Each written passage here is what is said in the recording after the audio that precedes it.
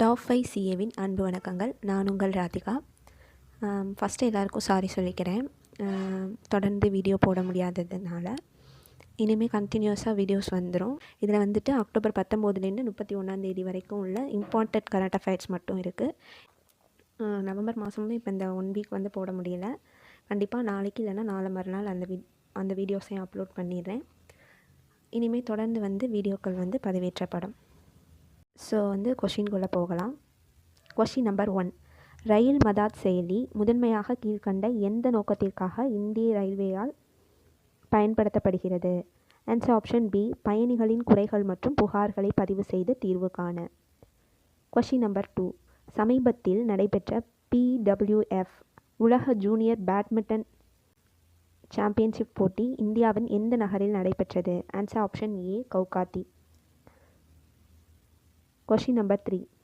PM Shri திட்டத்தின் விரிவாக்கம் என்ன?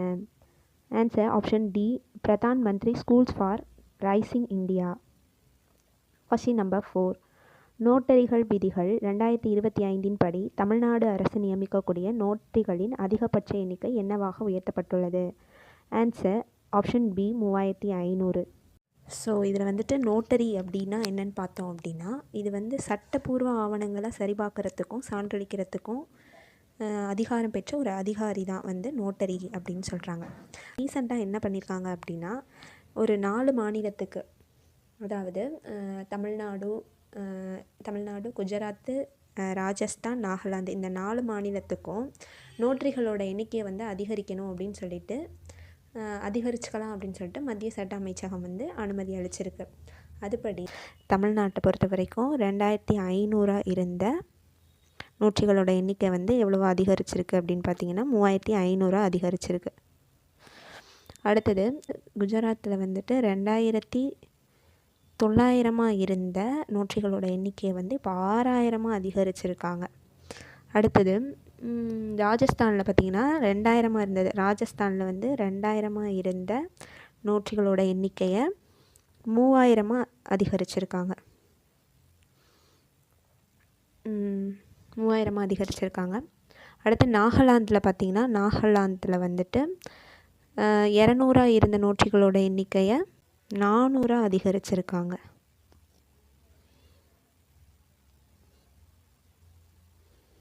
Next question number 5. 3ஆம் பாலினத்தவருக்கு சமூக நல வாரியம் அமைக்க அதிகாரமளிக்கும் சட்டப்பிரிவு என்ன? ஆன்சர் ஆப்ஷன் பி, சட்டப்பிரிவு 142. Question number 6. Chennai IIT Gates நிறுவனத்துடன் இணைந்து எப்போது தொழில்நுட்ப மாநாடு நடத்த உள்ளது? Answer option B, November 5. Question number 7. காவலர் வீர வணக்க நாள் எப்போது அனுசரிக்கப்படுகிறது? Answer option C, October 21. Question number 8.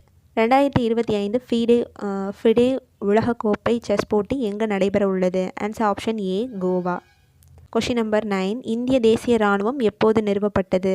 Answer option D, October 21. Question number 10. Nalli திசையெட்டும் மொழியாக்கம் விருது வழங்கும் விழா எப்போது நடைபெற உள்ளது? ஆன்சர் ஆப்ஷன் ஏ, நவம்பர் 9.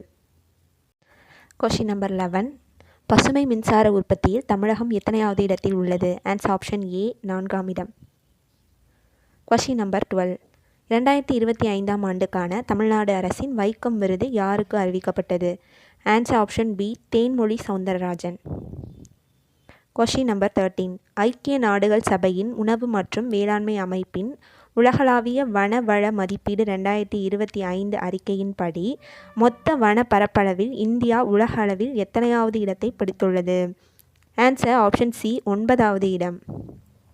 Question number 14. தமிழ்நாட்டில் எங்கு முதலாக தூய்மை பணியாளர்களுக்கு இலவச உணவு வழங்கும் திட்டம் தொடங்கப்பட்டுள்ளது?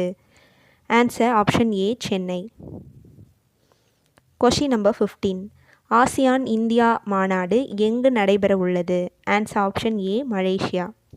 Question number 16. உச்சநீதிமன்றத்தின் 53வது தலைமை நீதிபதியாக நியமிக்கப்பட்டவர் யார்? Answer option B, Surya Kant. தாய்மானவர் திட்டத்தின் முக்கிய நோக்கம் என்ன? ஆன்சர் ஆப்ஷன் பி, தமிழ்நாட்டில் உள்ள விளிம்பு நிலை ஏழை குடும்பங்களை வறுமையிலிருந்து மீட்டெடுத்தல். இப்போ ரீசெண்டாக வந்து பார்த்திங்கன்னா தாய்மானவர் திட்டத்துக்கு கீழே 70 வயசுக்கு மேற்பட்ட முதியோர்களுக்கு வந்து இல்லம் தேடி ரேஷன் பொருட்கள் வந்து வழங்கப்பட்டுட்டு இருந்துச்சு. ஆனால் இப்போ அதோட வயது வரம்பை வந்து 70லேருந்து 60 வந்து குறைச்சி அதுக்கான ஆணையை வந்து சமீபத்தில் வெளியிட்டிருக்காங்க. Question number 18. இந்தியாவின் 90வது செஸ் கிராண்ட் மாஸ்டர் யார்? Answer option B Ilamparithi. Question number 19.